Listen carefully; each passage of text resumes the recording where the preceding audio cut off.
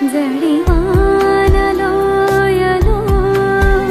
ఎదురీత బాటలో ఎన్నడూ వీడని దైవమా యేసయ్యా, ఎందుకని నేనంటే ఇంత ప్రేమ,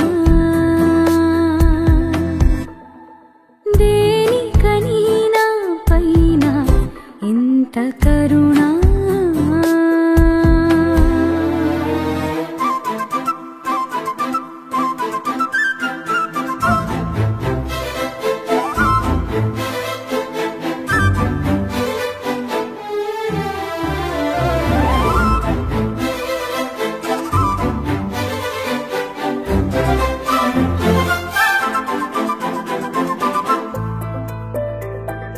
అందులో కనబడతాం.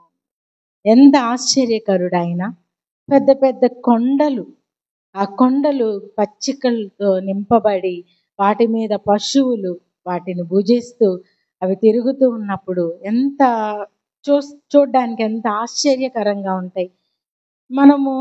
మేము నిన్న ఊరు నుంచి వస్తుంటే కొండల్ని కొన్ని తవ్వుతారు కదా, తవ్విని కనబడదు. ఎందుకు వీళ్ళు ఈ కొండలు తవ్వుతూ ఉంటారు అని ఆలోచిస్తూ ఉంటే మట్టి ఎంత ఆశ్చర్యం. ఒకప్పుడు ఎందుకు ఇవి కుప్పలు కుప్పలుగా ఉన్నాయి అని అనుకునేవాళ్ళు. దేవుడిచ్చిన జ్ఞానము చేత వాటిని తవ్వినప్పుడు అవి నరులకు ఉపయోగకరముగా ఉన్నాయి, పశువులకు గడ్డినిచ్చేవిగా ఉన్నాయి. పెద్ద పెద్ద చెట్లు అవి ఉపయోగకరమైనవి. నరుల ముఖమునకు మెరుగునిచ్చు తైలము ఎక్కడి నుంచి వస్తుంది? మన ముఖాలకి ఫేస్ క్రీమ్ రాసుకుంటాం కదా, అందంగా కనబడాలని, మన ఫేస్ గ్లో అవ్వాలని. ఎక్కడి నుంచి వస్తుంది ఇవన్నీ అంటే దేవుడు భూమి నుండి మొలిపించిన మొక్కల ద్వారా. చూడండి, ఇక్కడే ఉంది 103వ కీర్తన 14వ వచనంలో 103:14 పశువులకు గడ్డిని నరుల ఉపయోగమునకు కూర మొక్కలను ఆయన మొలిపించుచున్నాడు. అందుమూలమున భూమిలో నుండి ఆహారమును, నరుల హృదయమును సంతోషపెట్టు ద్రాక్షారసమును, వారి మొగములకు మెరుగునిచ్చు తైలమును, నరుల హృదయమును బలపరచు ఆహారమును ఆయన పుట్టించుచున్నాడు. ఎక్కడి నుంచి వస్తున్నాయి? ముఖానికి, హృదయానికి, సంతోషానికి, మన శరీరానికి పుష్టినిచ్చే ఆహారము. ఇవన్నీ ఎక్కడి నుంచి వస్తున్నాయి అంటే దేవుడు ఎక్కడి నుంచి పుట్టిస్తున్నాడు? భూమి నుండి పుట్టిస్తున్నాడు. ఎంత ఆశ్చర్యకరుడైన మనము దేవుని యొక్క ఔన్నత్యాన్ని, గొప్పతనాన్ని తెలుసుకోవాలంటే సృష్టిలోని ప్రతి కార్యమును తేటగా చూచుట వలన దేవుడు ఎంత గొప్పవాడో తెలుస్తుందంట. ఆ మాట రోమా పత్రికలో ఉంది, చదువుదాం ఒకసారి. దేవుడు ఎంత గొప్పవాడో, అసలు దేవుడు ఉన్నాడా లేడా అనే విషయము మనకు తెలియాలంటే చూడండి, రోమా పత్రిక 1వ అధ్యాయము 20వ వచనంలో చూడండి. రోమా పత్రిక 1వ అధ్యాయము 20వ వచనం. ఆయన అదృశ్య లక్షణములు అనగా ఆయన నిత్యశక్తియు దేవత్వమును జగదుత్పత్తి మొదలుకొని సృష్టింపబడిన వస్తువులను ఆలోచించుట వలన తేటపడుచున్నది గనుక వారు నిరత్తురులై ఉన్నారు. చూడండి, సృష్టించబడిన వస్తువులను ఆలోచించుట వలన తేటపరచబడుచున్నది, తేటగా కనిపిస్తుంది. ఏంటి? దేవుని యొక్క సృష్టి కార్యాలు మనము ఆలోచించి చూచుట వలన తేటగా కనబడుతుంది. ఏంటి తేటగా కనబడుతుంది? ఏం కనబడుతుంది? దేవుడు ఉన్నాడని అక్కడ రుజువుపరచబడుతుంది. దేవుని యొక్క నిత్యశక్తి, దేవత్వము, దేవుని యొక్క తత్వము, అసలు దేవుడు ఉన్నాడు అనే విషయం మనకు ఎలా తెలుస్తుందంటే సృష్టిలోని ప్రతి కార్యాన్ని తేటగా చూచుట వలన, వాటిని పరిశీలనగా తెలుసుకోవటం వలన దేవుడు ఉన్నాడని మనకు తెలియపరచబడు. చాలా మంది ఈ రోజున దేవుడిచ్చేవన్నీ అనుభవిస్తూ దేవుడు ఉన్నాడా లేడా అని ప్రశ్నలోనే మిగిలిపోయి ఉన్నారు. ఎందుకు ఆ ప్రశ్న? ఎందుకు అలాగ ఉండాలి? ఇవన్నీ ఎక్కడి నుంచి వస్తున్నాయి? ఎవరిస్తున్నారు అని ఆలోచిస్తే తెలియదా దేవుడు ఉన్నాడని? ఇప్పుడు ఏదైనా ఒక వస్తువు ఉందంటే ఆ వస్తువుకి నిర్మాణకుడు ఉంటేనే కదా ఆ వస్తువు వచ్చింది. లేకపోతే ఎలా వస్తుంది? అది దానంతట అదే ఎలా వస్తుంది? ఈ మైక్ ఉంది, ఇదంతటి ఇదే వచ్చి నా చేతిలో పడిందా? లేదు కదా. ఎవరో తయారు చేస్తే దాన్ని మనం వెళ్ళి కొనుక్కున్నాం. ఏ ఏ వస్తువైనా, సెల్ ఫోన్ ఉంది, సెల్ ఫోన్లో ఎంత జ్ఞానం ఉంది, ప్రపంచమంతా ఫోన్లో మనం చూస్తున్నాం. మరి ఇంత గొప్ప కార్యము ఒక చిన్న మొబైల్లో మనం చూస్తున్నప్పుడు అది ఊరికే అలా వచ్చి పడిందా? ఊరికే అది ఉందా? లేదు. ఎవరో దాన్ని ఏదో చేయడం వలన, ఎంతో జ్ఞానముతో దాన్ని నిర్మించుట వలన ఒక వ్యక్తి ఉన్నాడు, దీన్ని తయారు చేశాడని మనం తెలుసుకోగలుగుతున్నాం. అలాగే సృష్టిలోని ప్రతి వస్తువు కూడా తేటగా కనబడుతుంది అంటే దానికి ఒక సృష్టికర్త ఉన్నాడు అని రుజువుపరచబడుతుంది. కాబట్టి దేవుడు ఉన్నాడు. దేవుని యొక్క సృష్టి కార్యాల ద్వారా తెలుసుకొని ఆయన్ని స్తుతించబద్దులమై ఉన్నాం. మనం స్తుతించాలి. ప్రతి దినము నువ్వు ఆహారం ఎలా భుజిస్తున్నావు? ఎక్కడి నుంచి వస్తుంది? భూమి మొలిపిస్తుంది కాబట్టి నువ్వు తింటున్నావు. ఊరికే మొలిపిస్తుందా అంటే కాదు. ఒకడు ఆజ్ఞాపిస్తున్నాడు భూమికి, అది ఆహారాన్ని మనకు ఇస్తుంది. ప్రతి దినము ఒక చిన్న గింజ మొక్కయి అది మహావృక్షం అవ్వాలంటే దాని కార్యము జరగడానికి ఎవరో ఒక కారకుడు ఉండాలి. ఉండకపోతే ఎలా ఎదుగుతుంది? అది దానంతట అదే ఎలా వస్తుంది? చాలా మంది ఈ రోజున నాస్తికులుగా తయారవుతున్నారు. ఎట్లాగంటే దేవుని యొక్క కార్యాలు అనుభవించి ఎక్కువ అవటం వలన దేవుడు ఉన్నాడా లేడని అర్థం కాకుండా పోతుంది. నిజమే కదా. ఎవరిని కదిలిచ్చినా చూడండి, నువ్వు ఇన్ని అనుభవిస్తున్నావు, దేవుణ్ణి స్తుతించవచ్చు కదా అంటే, ఇది నేను కష్టపడ్డాను, ఇది నేను సంపాదించుకున్నాను. కష్టపడితే నీకు ఎక్కడి నుంచి వస్తుంది? నువ్వు ఊపిరి విడుస్తున్నావు, ఊపిరి తీసుకుంటున్నావంటే అది నీ సొత్తా? ఎక్కడి నుంచి వచ్చింది? దేవుడు ఆజ్ఞాపిస్తున్నాడు నువ్వు బ్రతకాలని. ఇక్కడే వాక్యంలో ఉంది. ఆయన ఊపిరి విడువగా జీవులన్నీ జీవిస్తున్నాయని. ఆయన ఊపిరి తీసుకొనగా అవన్నీ కలతపడుచున్నవి. ఆయన ముఖం మరుగుపరుచుకున్నప్పుడు అవన్నీ బాధపడుతున్నవి. ఏంటి? జీవరాశులు. మనం కూడా అంతే కదా. దేవుడు ఇస్తుంటే సంతోషంగా తీసుకుంటాము, సంతోషంగా అనుభవిస్తాము. దేవుడు ఒకానొక రోజున వాటిని మన నుంచి దూరం చేసినప్పుడు మన ముఖాలు ఎలాగైపోతాయి? కలత చెందుతాయి కదా, బాధపడతాయి. కానీ ఆయన అనుగ్రహము మనకు కలిగినప్పుడు మనకెంతో సంతోషం.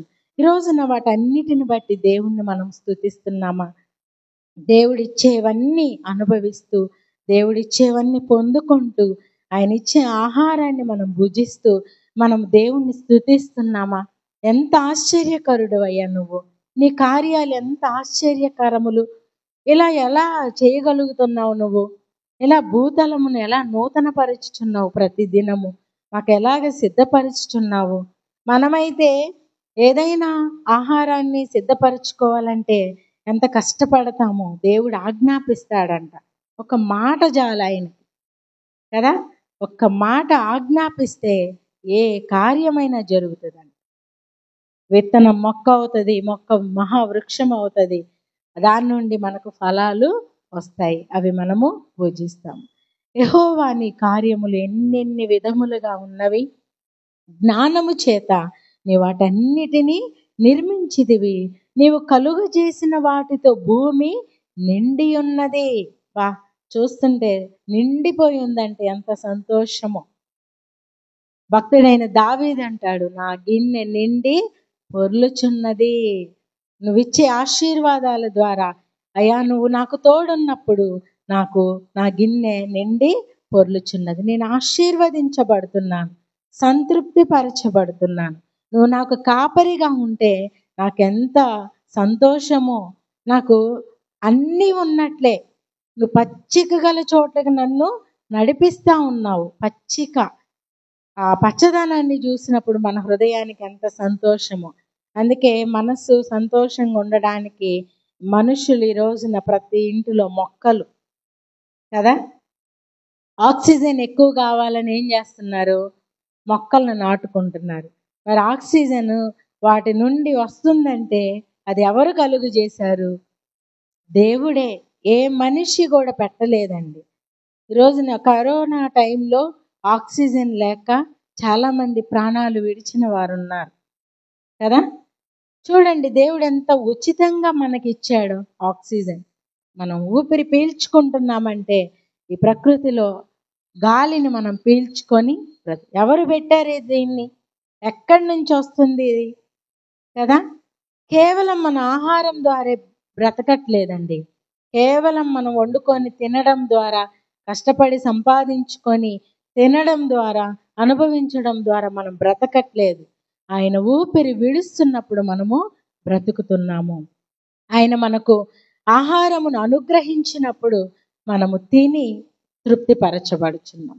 సో దేవుడు ఇలాగా మనల్ని ఆయన ఆహారముతో నింపుచు ప్రతి దినము మనల్ని పోషిస్తూ ఉన్నాడు. కేవలం మనల్ని మాత్రమే కాదండి, సమస్త జీవరాశిని. కేవలం మనం మాత్రమే కాదు, మనము పురుగుల్ని, జంతువుల్ని చిన్నతనంగా చూస్తాం, కానీ వాటిని కూడా ఆయన పోషిస్తూ ఉన్నాడు కదా. ఎంత గొప్ప దేవుడు ఆయన. వాటిని ఇవేముందిలే ఆయన వదిలేస్తున్నాడా? వాటిని కూడా పోషిస్తున్నాడు. వాటిని కూడా మనకు ఉపయోగకరంగా చేస్తున్నాడు. ఒక మనిషి చనిపోయాడు అనుకోండి, భూమిలో పాతి పెట్టబడినప్పుడు అది భయంకరమైన వాసన కొడుతుంది కదా. మరి అది మట్టిలో కలిసిపోవాలంటే మట్టిలో ఊరికే కలిసిపోదు. పురుగు దాన్ని తినేయడం వలన మట్టిలో కలిసిపోదు. ఎంత ఆశ్చర్యకరుడైన కదా. పురుగు ఆ దేహాన్ని తినివేయడం వలన అది మట్టిలో కలిసిపోతుంది. లేకపోతే ఎన్ని శవాలు తేలాలి భూమి మీద, ఎంతమంది చనిపోయారు, ఎన్ని జంతువులు, ఎంత వాసన కొట్టాలి. అవన్నీ రాకుండా దేవుడు మనల్ని చూడండి తన కార్యములతో భూతలమును నూతన పరుచుచున్నాడు. ఎప్పుడైనా ఆలోచించారా ఇవన్నీ ఎలా జరుగుతున్నాయి? దేవుడు ఎంత గొప్ప దేవుడు. మనము కేవలం ఆహారం దొరికినప్పుడు మాత్రమే, డబ్బులు ఉన్నప్పుడు మాత్రమే, ఏదైనా అవసరాలు తీరినప్పుడు మాత్రమే దేవాన్ని వందనాలయ్యా, మాకు అవి ఇచ్చావు ఇవి ఇచ్చావు అని కృతజ్ఞతలు చెప్తాం. కానీ ప్రతి దినము ప్రతి క్షణము దేవునికి కృతజ్ఞతలు చెల్లింపబద్దులము. మనం చెల్లించాల్సిందే.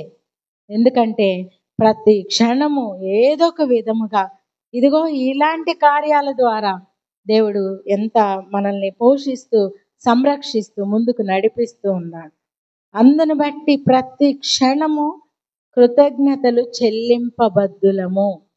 మేము ఎందుకు కృతజ్ఞతలు చెప్పాలి, ఏ విషయంలో చెప్పాలి దేవునికి అని అడిగే ప్రశ్న వేయడానికి మనకు అర్హత లేనే లేదండి. ఎందుకు చెప్పాలి అనే ప్రశ్న వేయడానికి అర్హులము కానే కాదు. ప్రతి విషయంలో ప్రతి ఒక్కరూ దేవుని యొక్క కార్యాలను రుచి చూస్తూనే ఉన్నారు.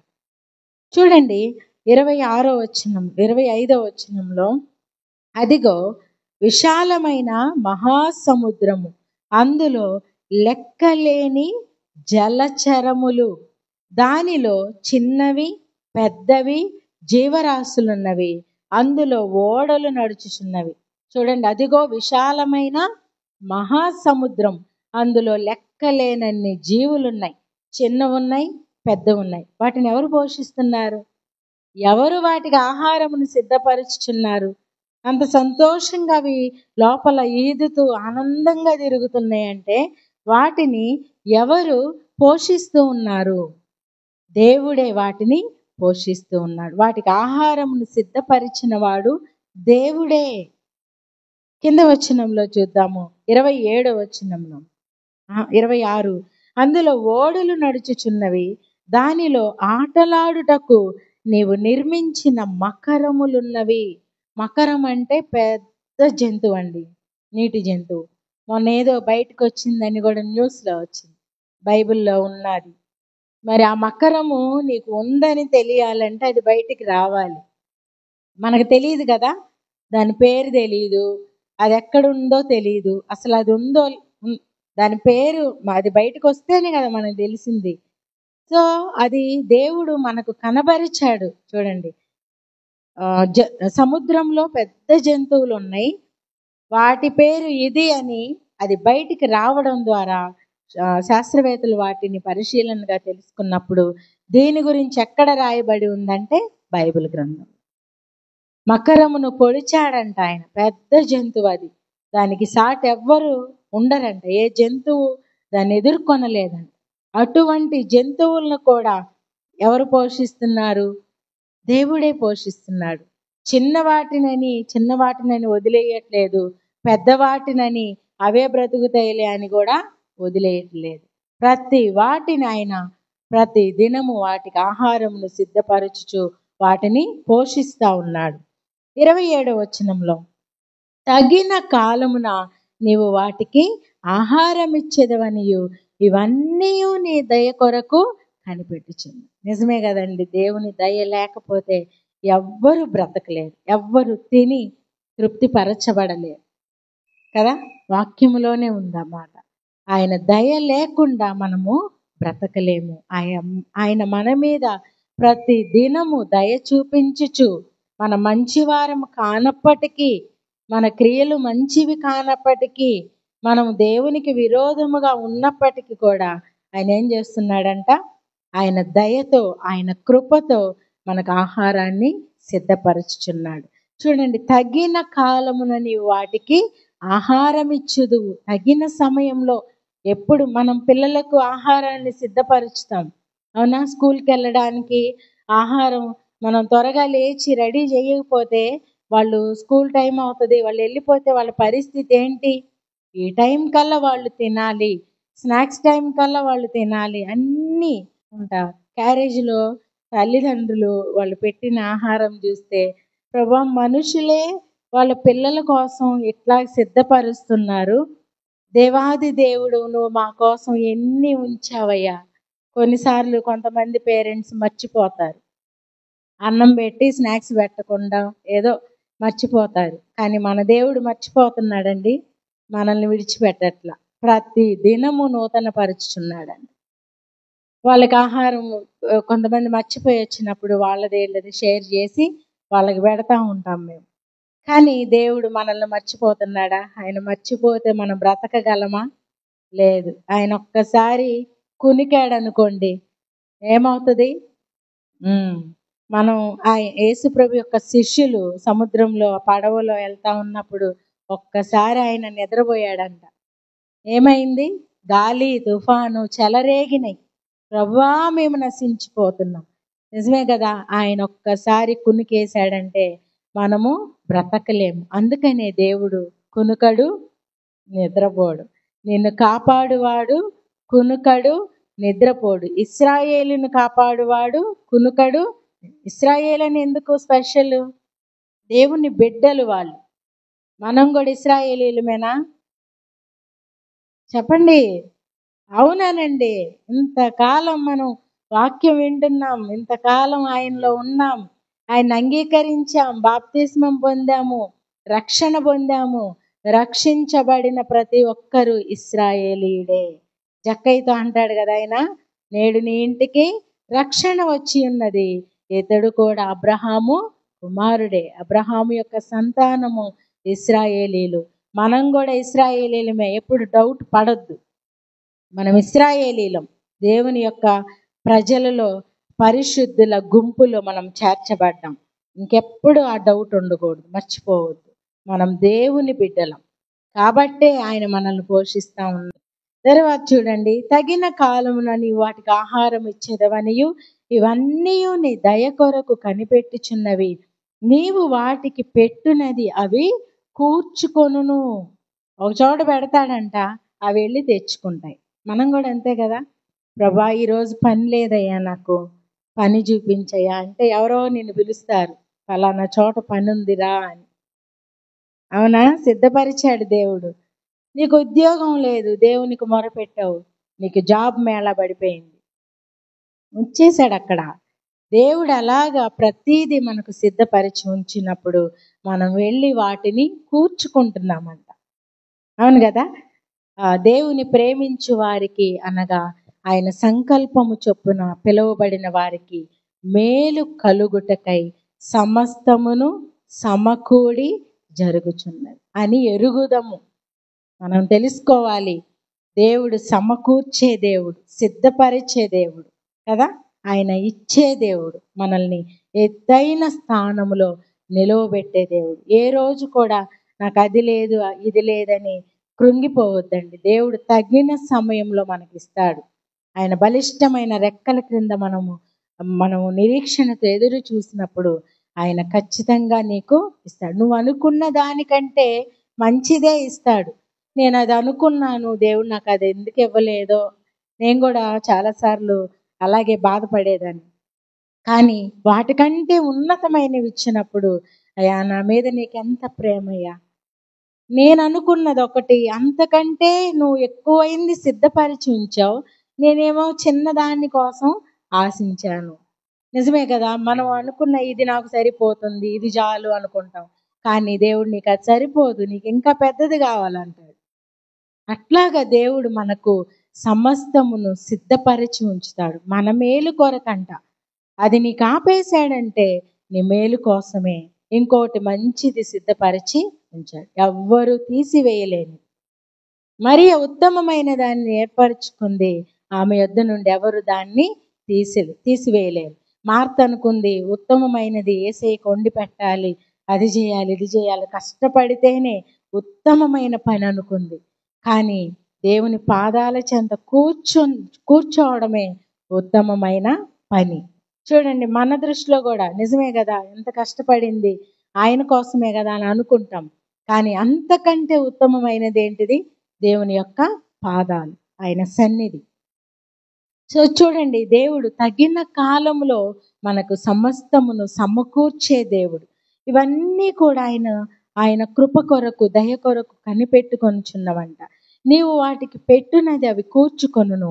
నువ్వు గుప్పిలి విప్పగా అవి మంచి వాటిని తిని తృప్తిపరచబడును. మంచి వాటిని, దేవుడిచ్చేవి మంచివి, శ్రేష్టమైన ఆశీర్వాదాలు, పరసంబంధమైన ఆశీర్వాదాలు జ్యోతిర్మయుడకు తండ్రి యొద్ద నుండి వస్తున్నాయంట.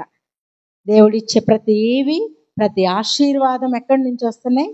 దేవుని యాకోబు పత్రికలో రాయబడి ఉంటది. అవి పరసంబంధమైనవై. పరసంబంధం అంటే పరాయి, అంటే వేరొక చోట నుండి. అదే ఎక్కడ మనకు పరసంబంధమైనవి ఏంటంటే పరలోకం. అక్కడి నుంచి దేవుడు ప్రతి ఆశీర్వాదాన్ని ప్రతి దినము అనుగ్రహిస్తా ఉన్నాడు. నీవు గుప్పిలి విప్పగా, ఆయన గుప్పిలి విప్పినప్పుడు మనం తిని తృప్తిపరచబడు. గుప్పిలి విప్పడం అంటే ఆయన గుప్పిలిలో సమస్తము భద్రపరచబడి ఉంది మన కోసం.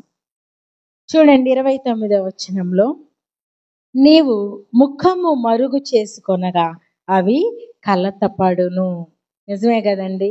దేవుడు కనిపించలేదనుకోండి, ఏమవుతాయి? కలత చెందుతాయి. దేవుడు మనం ప్రార్థించినప్పుడు ఆయన వినలేదనుకోండి, కొన్నిసార్లు అసలు దేవుడు ఉన్నాడో లేదన్నట్టుగా ఉంటుంది మన ప్రార్థన.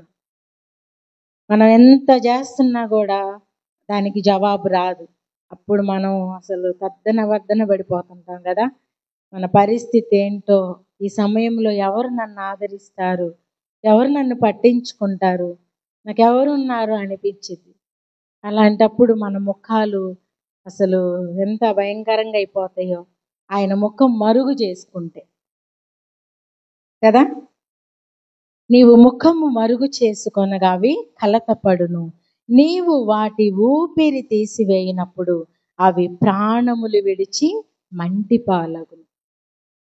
మంటిపాలు అయిపోతాయి జీవులు కదా. ఆయన ఆహారం ఇచ్చినప్పుడు సంతృప్తిగా తింటాయి, ఆయన ఊపిరి తీసుకున్నప్పుడు అవి మంటిపాలు అవుతాయి. నీవు నీ ఊపిరి విడవగా అవి సృజించబడును. వదిలేశాడండి దేవుడు, మంటిపాలు చేసేసాడు. వదిలేశాడా? లేదు. మరలా తన ఊపిరిని విడిచినప్పుడు మరలా అవి జీవాన్ని పోసుకొని బ్రతుకుతున్నాయి. మనం కూడా చచ్చిన స్థితిలో ఏమీ లేని స్థితిలో మనము ఇంకైపోయింది, నాకు ఇంకేమీ లేదు అని అనుకున్నప్పుడు, ఆయన ఊపిరి విడిచినప్పుడు నువ్వు బ్రతుకుతావు.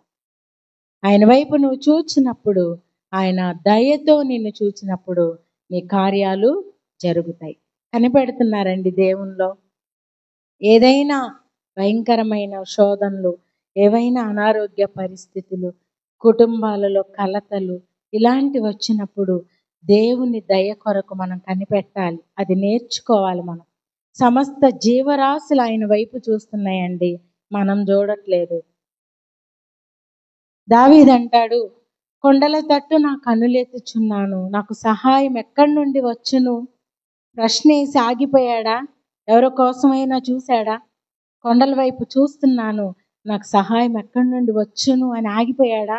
యెహోవా వలననే నాకు సహాయం కలుగు ఉంది. ఆయనకు హోప్ ఉంది, ఒక నిరీక్షణ ఉంది. నా దేవుడు నాకు ఇస్తాడు, నా దేవుడు నన్ను బలపరుస్తాడు, నా దేవుడు నాకున్నాడు, ఆయన నన్ను చెయ్యి విడిచే దేవుడు కాదు. అందుకే దావీదు ఎప్పుడు దేవుని చేయి పట్టుకొనే ఉంటాడంట. దేవుని వైపే తన చేతులెత్తి ప్రార్థిస్తూ ఉంటాడంట. ప్రభువా నా చేయి పట్టుకో, ప్రభువా నాతో ఉండయ్యా, నీవే నా దేవుడవయ్యా, వేకువనే నిన్ను వెదకెదనయ్యా, నీ బలము నీ ప్రభావమును చూడవలనని నేను ఎంతో ఆశపడుచున్నానయ్యా. ఏ రోజైనా నువ్వు కష్టకాలంలో దేవునికి మొరపెట్టావా? ప్రభువా ఎవ్వరు ఏమి చిన్నదైనా పెద్దదైనా ఎవ్వరి వైపు నేను చూడట్లేదు, నీ వైపే చూస్తున్నాను ప్రభువా, నువ్వే సమస్తము చేయగలిగింది. అలా అడిగితే దేవుడు చాలా జాలి కలిగిన దేవుడు అండి. ఆయన దయ జీవిత కాలం అంతయు ఉంటదంట. ఆయన కోపం ఎంతకాలం? నిమిషం మాత్రమే. ఒకవేళ నువ్వు దేవునికి అవిధేయురాలుగా ఉంటే ఆయన కోపపడతాడు, కానీ అది ఎంతకాలం అంటే క్షణం మాత్రమేనండి, నిమిషం మాత్రమే. కానీ ఆయన దయ ఎంతకాలం అంట? జీవితకాలం అంతయు. చూడండి, అటువంటి దయ కొరకు ప్రతి జీవి ఆయన వైపు చూస్తుందంటండి. మనం చూస్తున్నామా? ఆయన దయ కొరకు మనము కనిపెట్టుకోవాలి. నీ ఊపిరి విడువగా అవి సృజించబడును, అట్లు నీవు భూతలమును నూతన పరచుచున్నావు. యెహోవా మహిమ నిత్యము ఉండునుగాక, యెహోవా తన క్రియలను చూచి ఆనందించునుగాక. దేవుడు తన క్రియలు మనకు చేసినప్పుడంట దేవుడు సంతోషపడతాడు. దేవుడు చేయు ఆశ్చర్య కార్యాలను బట్టి నరులు బ్రతుకుతా ఉంటారంట. అది చూసి దేవుడు సంతోషిస్తాడు. మరి దేవుడు కార్యం చేయాలంటే ఎవరు కావాలి? మనం కావాలి, మన కష్టం రావాలి. అప్పుడు ఆయన కార్యాలు చేసి సంతోషపడతాడంట, మహిమపరచబడతాడు. యోసేపు జీవితంలో యోసేపు ఎటువంటి పాపం చేయలేదు కదా, అందుకే యోసేపుని యేసు ప్రభువుకి ఆపాదిస్తారు, అవును కదా. అటువంటి ఏ నేరము, ఏ పాపము, ఎటువంటి తప్పిదము చేయని యోసేపుకి కొంతకాలం శ్రమ వచ్చింది. ఎందుకు అంటే నిత్య ఆశీర్వాదం ఇవ్వడానికి. భయంకరమైన కరువులో ఇశ్రాయేలీలందరినీ పోషించడానికి దేవుడు పెట్టిన ఒక ముళ్ళు, ఒక బాధ, ఒక శ్రమ. చూడండి ఆయన కార్యం ఎంత ఆశ్చర్యకరం. చెరసాలలో ఉన్నాడు, అన్నల చేత గుంటలో నెట్టివేయబడ్డాడు, అమ్మివేయబడ్డాడు, నిందలు వచ్చినాయి, అవమానాలు వచ్చినాయి, రాజగృహంలో భయంకరమైన శోధన వచ్చింది.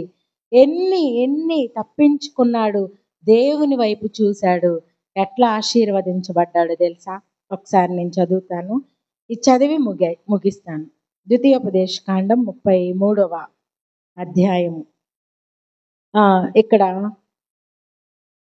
ఈ 12 గోత్రాలు అందరినీ ఆశీర్వదిస్తూ యోసేపుని దీవించిన విధానం చూడండి. 13వ వచనంలో 33:13 ద్వితీయోపదేశకాండము 33:13 యోసేపును గూర్చి ఇట్లా నేను ఆకాశ పదార్థముల వలన, మంచు వలన, క్రింద కృంగి ఉన్న అగాధ జలముల వలన, సూర్యుని వలన కలుగు ఫలములోని శ్రేష్ఠ పదార్థముల వలన, చంద్రుడు పుట్టించు శ్రేష్ఠ పదార్థముల వలన, పురాతన పర్వతముల శ్రేష్ఠ పదార్థముల వలన, నిత్య పర్వతముల శ్రేష్ఠ పదార్థముల వలన, సంపూర్ణముగా ఫలించు భూమికి కలిగిన శ్రేష్ఠ పదార్థముల వలన యెహోవా అతని భూమిని దీవించును. ఎంత మంచి దీవెనండి!